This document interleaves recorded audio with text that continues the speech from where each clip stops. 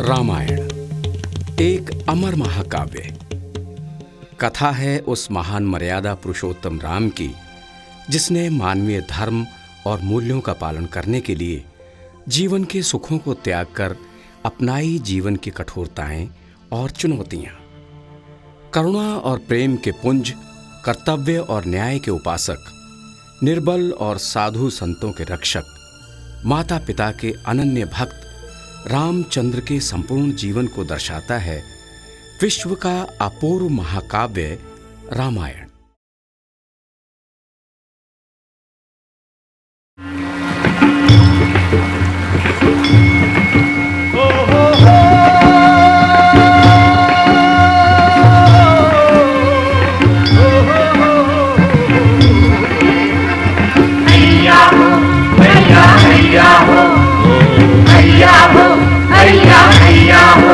एही घाट ते थोरीक दूर आहे कटीलो जलू थाही दिखाई है जू हैया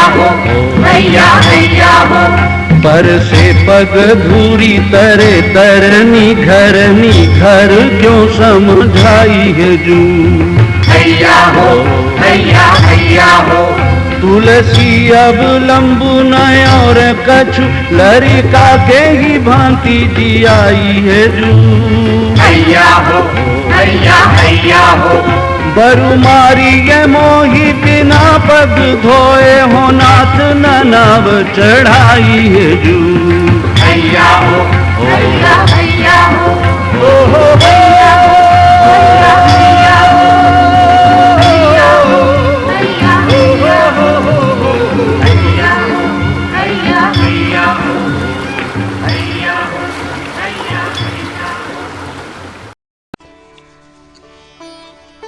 राम, सीता और लक्ष्मण वन चले गए और दशरथ कई दिनों तक राम के वियोग में तड़पते रहे।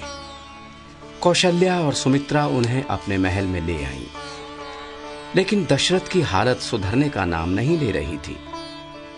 जब उन्हें पूर्ण विश्वास हो गया कि राम अब लौट कर नहीं आएंगे, तो उन्हें अपना अंत स्पष्ट दिखाई देने लगा।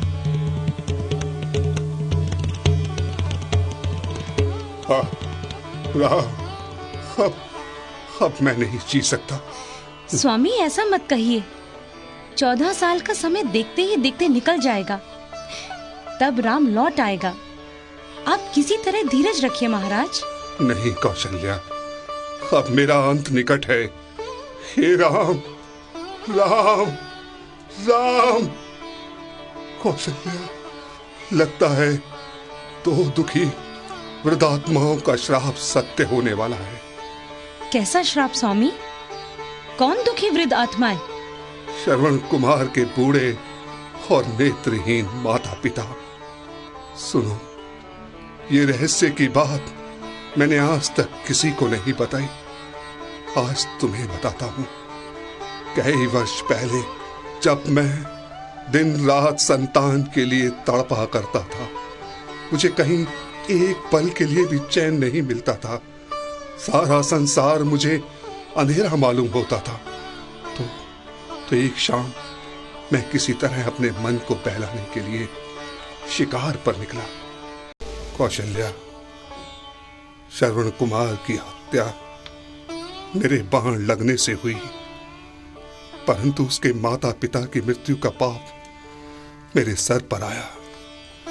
उनके श्राप से मेरे अपराधी मन को यह तसल्ली हुई कि चलो मेरी संतान तो होगी।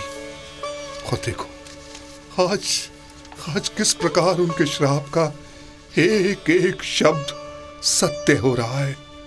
मेरे जीवन के अंतिम क्षणों में मेरा एक पुत्र भी मेरे पास नहीं है। होनी बहुत बलवान होती है। आप धीरज धरे महाराज, सब ठीक हो जाएगा। अब कुछ ठीक नहीं हो सकता। मेरा काल मुझे साफ दिखाई दे रहा है। राम के वियोग में अब और श्वास नहीं ले पा रहा हूं।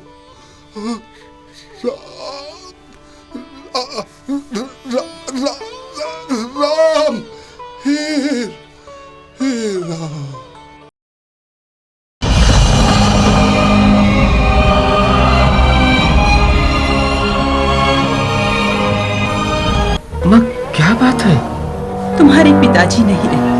क्या कह रही हो माँ? भरत, जो कह रही हूँ ठीक ही कह रही हूँ। अब तुम अपने पिता का राजपाट संभालो। और राम भैया? राम को 14 वर्षों का वनवास मिला है। दुखी ना हो बेटा, अब अपने धर्म का पालन करो, राज्यभार संभालो। मुझे राजपाट नहीं चाहिए, मैं आज ही राम के पास जाऊंगा, आज ही राम के पास।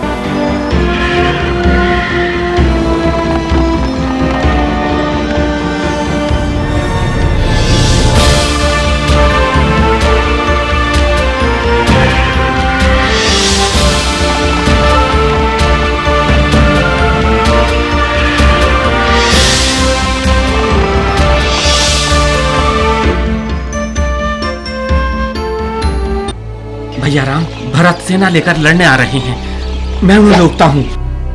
नहीं लक्ष्मण, धीरज से काम लो, भरत को आने दो। आओ भरत मेरे भाई। प्रिय राम, हम सब तुम्हें वापस लेने आए हैं। क्षमा करें गुरुदेव, पिता के वचन को भंग न होने दें।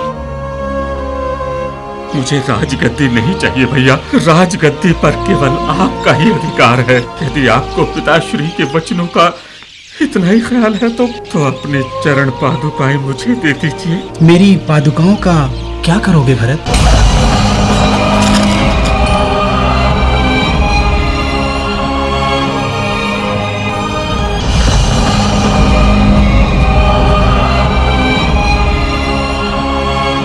महाराज से मैंने दोनों वरदान तो ले लिए, लेकिन मैं तो फिर भी हार गई। वरदान के बदले सुहाग गया, और जिसके लिए राज सिंहासन मांगा उसने भी राजा बनने से इनकार कर दिया।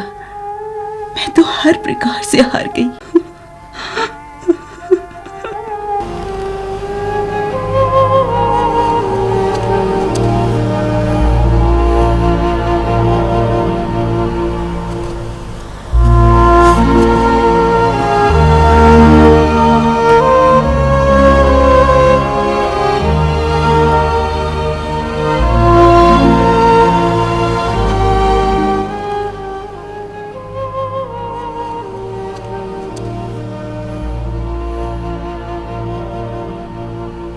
कितना आकर्षक और बलशाली पुरुष है। यदि ये मेरा हो जाए तो। भद्र, मैं शूर्पणखा हूँ, मैं आपके साथ ही रहना चाहती हूँ। मैं तो विवाहित हूँ बाले, तुम लक्ष्मण के पास जाओ। लक्ष्मण? तो तुम लक्ष्मण हो? क्या तुम मेरे हो सकते हो? मैं तो इनका सेवक हूँ। तुम इन्हीं के पास जाओ। ये स्त्री कौन है?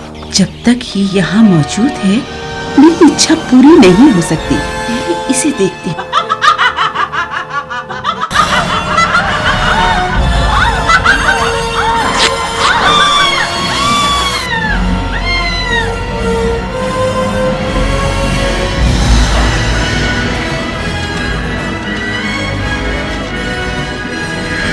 भैया, मैं अपमान की ज्वाला में झुलस रही हूँ, और मेरा अपमान तुम्हारा भी अपमान है, क्योंकि तुम लंकापति हो और मैं तुम्हारी बहन हूँ। मैं इस अपमान का बदला अवश्य लूंगा।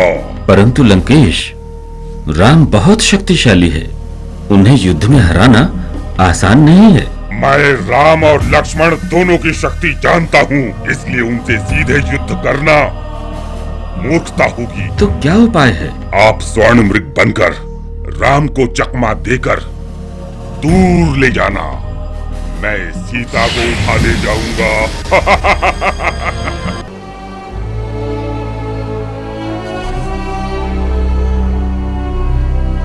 स्वामी, देखिए कितना सुंदर मृग है। वास्तव में सुंदर मृग है, पहले ऐसा मृग कभी इस वन में नहीं देखा गया। ऐसा लग रहा है मानो सोने का हो। देखो तो, सूरज की किरणों से उसके चर्म से कैसी आभा फूट रही है। किंतु भाभी, ये कोई साधारण मृग नहीं लगता, ये तो कोई मायावी लगता है। कहीं ऐसा तो नहीं कि राक्षस फिर कोई खेल खेल रहे हो? इतने बलशाली राक्षसों का वध करने वाला क्या एक मृग से भयभीत हो रहा है? मृग अद्भुत सुंदर है। स्वामी, क्या आप मेरे लिए इसको पकड़कर ला सकते हैं? अगर ये राक्षस भी है तो भी मेरे वास से बच नहीं पाएगा। लक्ष्मण, तुम अपनी भाभी का ध्यान रखना। सीता की सुरक्षा की जिम्मेदारी तुम पर है। इसे अकेली नहीं छोड़ना। मैं मृग के पीछे जा रहा हूँ।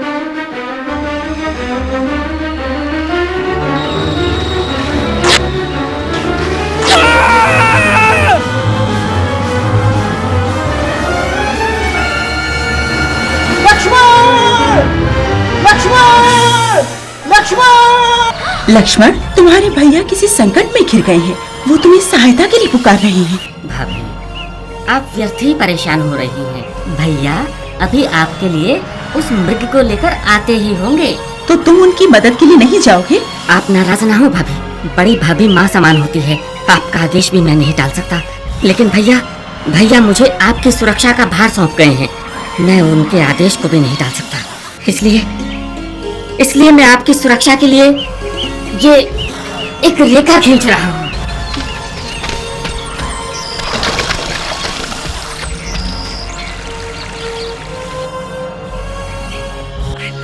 भाभी, कृपया करके आप इस रेखा से बाहर न आइएगा। इस रेखा के भीतर आप पूर्णतः सुरक्षित हैं। ठीक है, मैं जाता हूँ। भिक्षान्न देही देवी, कुछ भिक्षा मिलेगी? साधु 2 दिनों से भूखा है।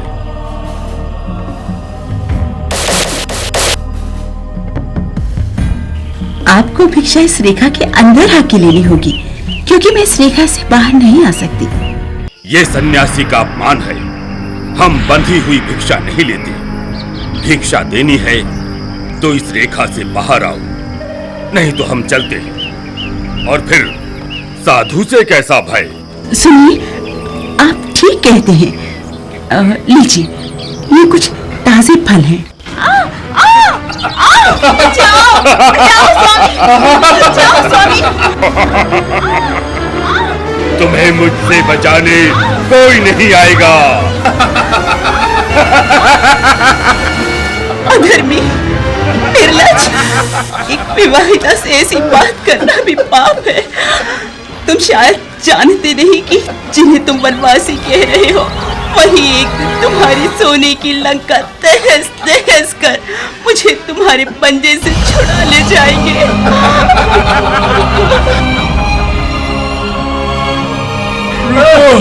रुको, तुम इस अबला स्त्री को लेकर कहाँ जा रहे हो? अरे जा, बूढ़े के रावण का सामना करने चला है। ले, संभाल मेरी तलवार का वार।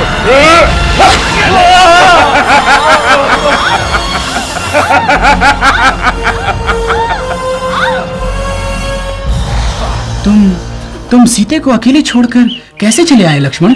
भाभी और मैंने आपकी आवाज सुनी थी, जैसे आप मुझे सहायता के लिए पुकार रही हो। लक्ष्मण, हम राक्षसों द्वारा चले गए हैं। वो स्वर्ण मृग नहीं था जो सीते ने देखा था और जिसे पकड़ने मैं यहाँ आया था। तो फिर कौन था? वो स्वर्ण मृग के भेष में मारीच था, जिसे मैंने मार डाला है।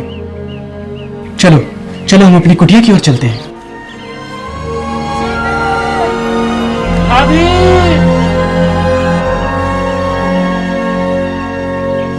अरे पक्षीराज, मुझे क्षमा कर दे। मैं सीता मैया को बचा नहीं पाया। पर सीते कहाँ है? लंका का राजा रावण सीता मैया को बलपूर्वक हरण कर अपने पुष्पक विमान पर सवार कर दक्षिण की ओर गया है। दक्षिण की ओर? लंका यहाँ से बहुत दूर है। समुद्र के उस पार। रावण बहुत बलशाली है। उसके पास विशाल सेना है। वहां पहुंचना और उससे युद्ध में जीतना सरल नहीं है।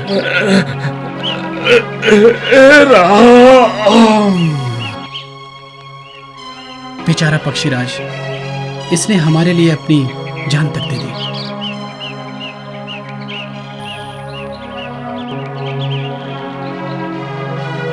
हनुमान जन्म से ही भगवान राम के भक्त थे, अगरचे वो कभी भगवान राम से मिले नहीं थे।